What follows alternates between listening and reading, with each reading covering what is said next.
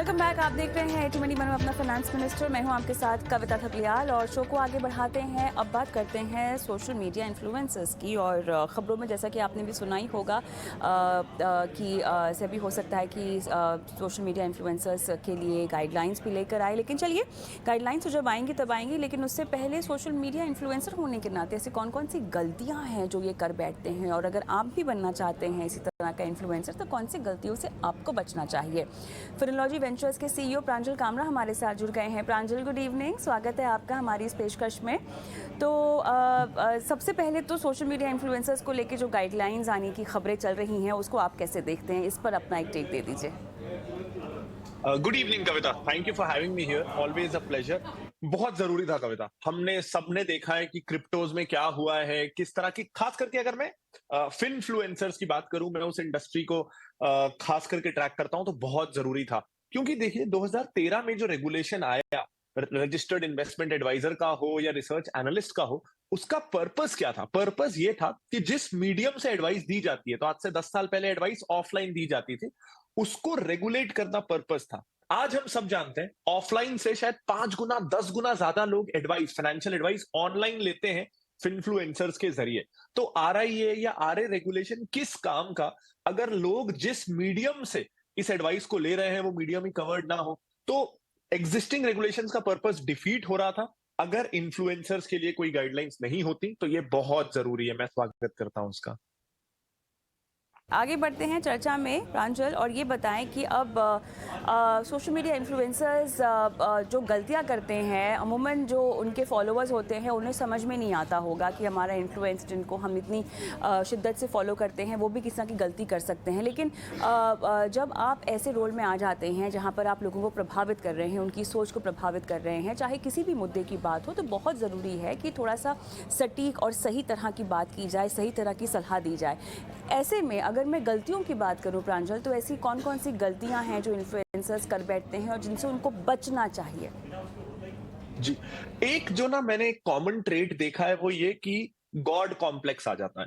जब आपको थोड़ा सा फेम मिल जाता है तो आसपास आपके लोग ऐसे इकट्ठे हो जाते हैं जो हमेशा ये बोलेंगे कि आप सब सही कर रहे हो, आप सब अच्छा कर रहे हो। जो थोड़े बहुत नेगेटिव फीडबैक आ रहा है उसको कस्टमर सपोर्ट टीम डिलीट कर देगी कमेंट्स की। तो एज एन इन्फ्लुएंसर जब आप बड़े हो जाते हो ना, आपको सब कुछ अच्छा ही अच्छा दिखता है आपके चारों तरफ, तब तक जब तक सब कुछ खत्म ना हो जाए। तो ये बहुत जरूरी है कि हम में गॉड कॉम्प्लेक्स ना आए, हमको ये ना लगे कि हम सब सही कर रहे हैं तभी हम इतने पॉपुलर बने हैं।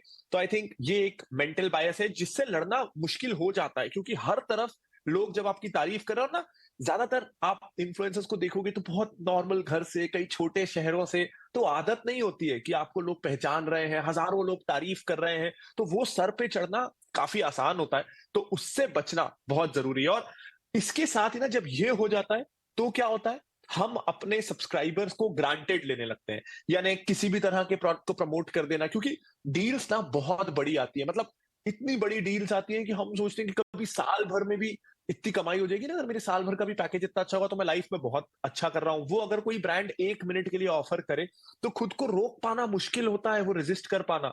तो उस चक्कर में क्या होता है, हम सब्सक्राइबर्स को ग्रांटेड लेने लगते हैं, हम उन्हें गलत प्रोडक्ट दे देते हैं। और देखिए क्या है ना, अगर मैं एक मोबाइल रिव्यू करने वाला इन्फ्लुएंसर होता, या फिर कपड़े रिव्यू करने वाला, और मेरे कहने पे किसी ने कोई गलत कपड़ा या जूता ले लिया, तो उसका 2-4 हजार का नुकसान हो गया। लेकिन अगर मैं पैसे लेके गलत एडवाइस दे रहा हूं और किसी को मैंने गलत लाइफ इंश्योरेंस दे दी, तो उस परिवार की जिंदगी बर्बाद हो जाएगी। तो मुझे लगता है जैसे डॉक्टर्स पे रिस्पॉन्सिबिलिटी एक्स्ट्रा है समाज के दूसरे प्रोफेशनल्स के मुकाबले, उसी तरह फिनफ्लुएंसर्स पे ये रिस्पॉन्सिबिलिटी एक्स्ट्रा है दूसरे इन्फ्लुएंसर्स के मुकाबले, क्योंकि हम लोगों की जिंदगी बिगाड़ या बर्बाद कर सकते हैं या बना सकते हैं।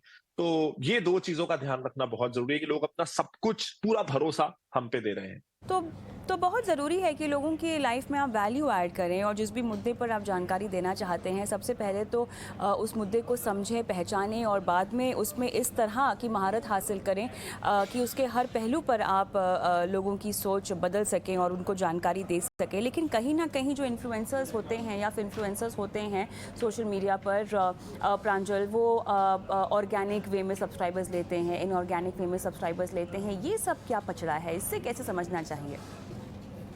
देखिए कविता, होता क्या है ना, अब मैं इसमें क्या कहूँ, ये एक ऐसी चीज है, मैं मेरे जैसे इन्फ्लुएंसर्स को भी मैं बहुत ब्लेम करता हूँ, लेकिन एक चीज में ना मुझे लगता है कई बार ऑडियंस की भी गलती होती है। ये मैं अपने एक्सपीरियंस से भी बता रहा हूँ। देखिए, अगर ना मैं किसी यूट्यूब वीडियो में एक थंबनेल डाल दूं कि 2 ऐसे स्टॉक्स जो हर साल 15% बढ़ेंगे, तो मैं आपको बता रहा हूं मेरे उस वीडियो में 1 लाख व्यूज आएंगे। अगर मैं ये डाल दूं ना कि 2 मल्टी बैगर स्टॉक्स जो आपको माला माल कर सकते हैं, उस वीडियो में 10 लाख व्यूज आएंगे। तो थोड़ा, अब ये उस इन्फ्लुएंसर के ऊपर है कि वो क्या करना चाहता है, वो कितना अपने कंटेंट का स्तर गिरा सकता है। लेकिन कहीं ना कहीं ये जिम्मेदारी ऑडियंस पे भी आती है कि वो जिस चीज की डिमांड करेंगे, वो चीज मैं सप्लाई नहीं करूंगा तो कोई और करेगा, और शायद कई बार फ्रस्ट्रेट होकर मैं भी वो सप्लाई करूंगा। तो जिस चीज की डिमांड होती है ना, उसका सप्लाई तो होगा ही। तो ये बहुत जरूरी है कि हम सब में बेसिक फाइनेंशियल लिटरेसी आए कि हम रातों रात अमीर नहीं हो सकते। ये बेसिक अंडरस्टैंडिंग आ गई ना, तो कई सारे इन्फ्लुएंसर्स जो रातों आपको रात एक तरह से स्टार भी धोखा नहीं देते हैं। बनने के सपने देखने चाहिए। मेरे ख्याल से बहुत सारे इन्फ्लुएंसर्स ऐसे भी हैं प्रांजल जो रातों रात स्टार बनना चाहते हैं और लंबी रेस का घोड़ा नहीं बनना चाहते। जी कविता, ये ना एक सच में एक प्रॉब्लम है। जो बडिंग इन्फ्लुएंसर्स हैं, मैं उनको ये जरूर कहूंगा कि देखिए, एकदम से वायरल हो जाना ना आसान है। आपकी एक रील 2 वीडियो वायरल हो जाएंगे, आसान है। लेकिन अगर आपने ऐसा करके सनसनी फैला के कुछ सनसनी वाला थंबनेल करके ऑडियंस ले भी आई ना, तो आप जो दिखा के ऑडियंस को लाओगे, ऑडियंस आपसे हमेशा वही एक्सपेक्ट करेगी। तो आपके पास कभी भी एक अच्छी लॉयल ऑडियंस नहीं बन पाएगी। सिर्फ जो जिनको सनसनी हर रोज चाहिए वो रहेगी, और हर रोज आप सनसनी उनको बिल्कुल। दे नहीं पाओगे। तो सस्टेनेबिलिटी ज्यादा जरूरी है। बिल्कुल। चलिए प्रांजल, बहुत बहुत धन्यवाद, समय निकाला। और ये वो तमाम रेड फ्लैग्स हैं जो अगर आप भी किसी सोशल मीडिया इन्फ्लुएंसर को फॉलो कर रहे हैं, अगर आप भी पकड़ लेते हैं तो समझिए वक्त आ गया है कि आप अपने इन्फ्लुएंसर को बदल लें। बहुत बहुत धन्यवाद प्रांजल। लेकिन आगे